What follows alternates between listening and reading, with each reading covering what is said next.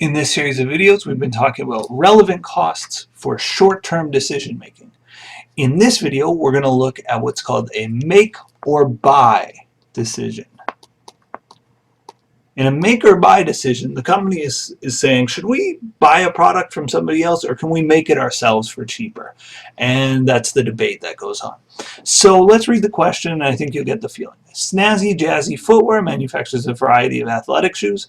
The company has always produced all necessary parts for its shoes, including the laces. An outside supplier is offered to produce and sell laces to Snazzy Jazzy Footwear at a cost of 20 cents per lace. To evaluate this offer, Snazzy Jazzy Footwear has gathered the following information relating to its own cost of producing laces internally. So this company makes shoes. They make all parts of the shoe, including the shoelace, and now they're thinking, well, maybe we should buy our shoelace from somebody else and maybe they can do it cheaper. So they put together this list and they say, oh, look, our cost is 24 cents. So compared to their cost, which is 20 cents, maybe I should buy. All right, maybe I should buy it. If the cost to make it for me is 24, they can do it cheaper. Maybe my choice is to buy. Anyway, the costs include material, labor, variable overhead, fixed overhead traceable, and fixed overhead allocated. It says 1/3 of the traceable fixed overhead. Well, what do we think we mean by traceable? Traceable means that relates directly to making shoelaces. So there's 3 cents or $780 of overhead that relates directly to making shoelaces. The other 6 or 1560 is just company overhead, and this is the shoelace division's share of that overhead. So 1/3 of the traceable fixed overhead relates to supervisor salaries. The supervisor would be fired if Snazzy Jazzy chose to purchase from an outside supplier. 2/3 of the traceable fixed overhead relates to depreciation of lace making equipment that has no resale value. Okay, so 1/3 of this is absolutely relevant, right? The cost will be different. Again, if we make, we will have this person working for us. If we buy, we will not. But the 2/3 related to the depreciation of equipment that has no resale value, it's not relevant either way. If I get rid of the division, I've still got this equipment sitting there that's got no resale, so it's not relevant. So I think our decision is clear, or not our decision, but our steps to our decision. We got to figure out, should we make or should we buy? The way I like to analyze this is I just like to go, okay, make versus buy. Now the cost to buy, well, the cost to buy is going to be 20 cents if I buy. If I make, the cost to buy is 0. I'm not buying, so that's the difference.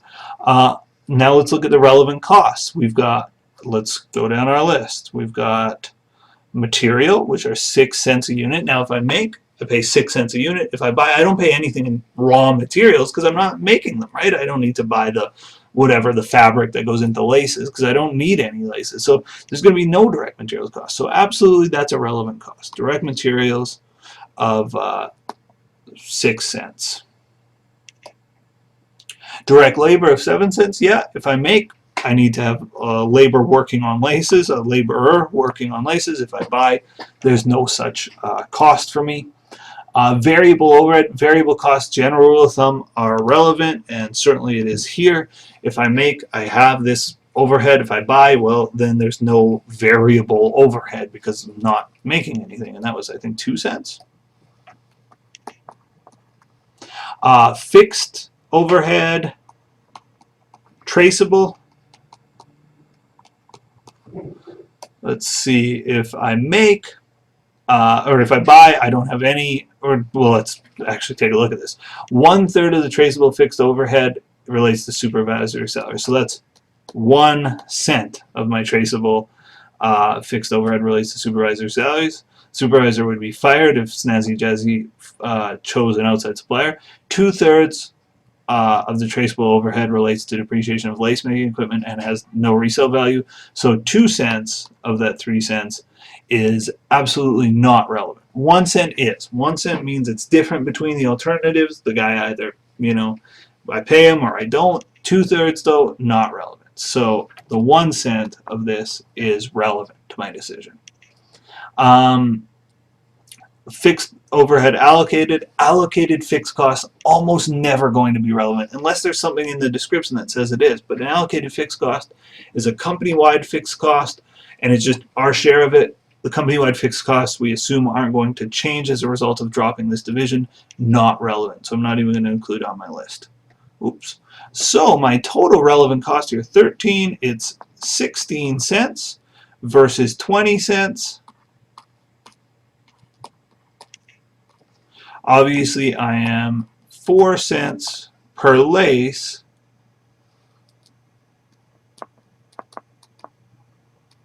better to make.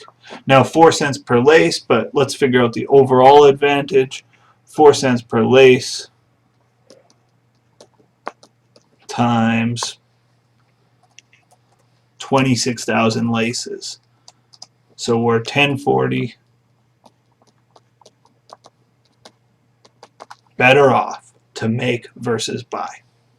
Again, we're going to make 26,000 laces. We're 4 cents per lace better off. So that means we're $1,040 better off to make versus buy. Now, part 2 of this question is a good part, and often students make mistakes when I test on this. Let's read it. Suppose that if the laces were purchased, the company could use free capacity to make a new product. The segment margin of the new product is expected to be $1,000 per year. Should the company accept the offer to buy the laces at 20 cents per lace? Now, let's be clear about this. We're going to stop making laces, but we're going to use that space, and we're going to use that space to do something that puts $1,000 in our pocket. Should we make or should we buy? Well, this is actually really easy. People can make it really hard, but here's the easy answer. Make is $1,040 better than buy. Now, with this alternative, buy just got $1,000 better, right? $1,000 in segment margin, so it's $1,000 better. So even if buy improves by $1,000, make we save $1,040. So even if I compare the two, I go, okay, make I save $1,040, buy it's $1,000 better than I thought. So make is still $40 better, right? So I have this $1,040 in savings to make.